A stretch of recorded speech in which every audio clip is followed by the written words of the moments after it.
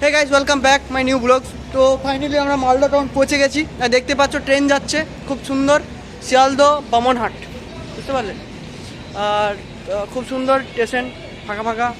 এখন মোটামুটি বাজছে কটা,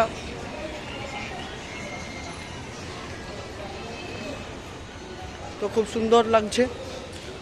আর আমরা একটু ঘুরতে বেরোলাম কারণ ট্রেন আসতে অনেক লেট আছে, তো ভালো লাগছে এইখানে।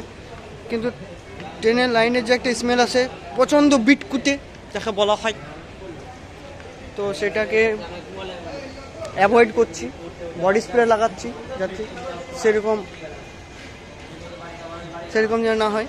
আর এই দেখতে পাচ্ছ বসে আছে, ঠিক আছে, রক পাইথন, এটাকে রক পাইথন বলা হয় বেসিক্যালি আমার ভাষায়। আর কিছু কিছু রক পাইথন আচ্ছা, কি দেখে আসবো, কি ফাঁকা আছে?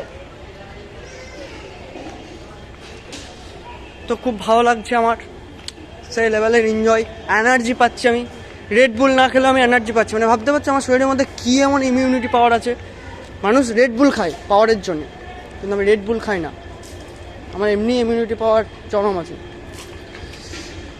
তো চলো, আর এই তো চা স্টল,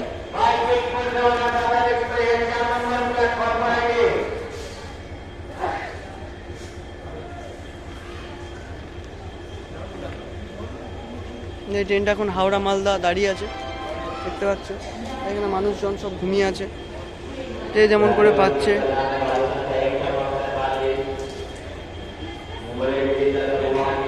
রাধিকাপুর কলকাতা এক্সপ্রেস।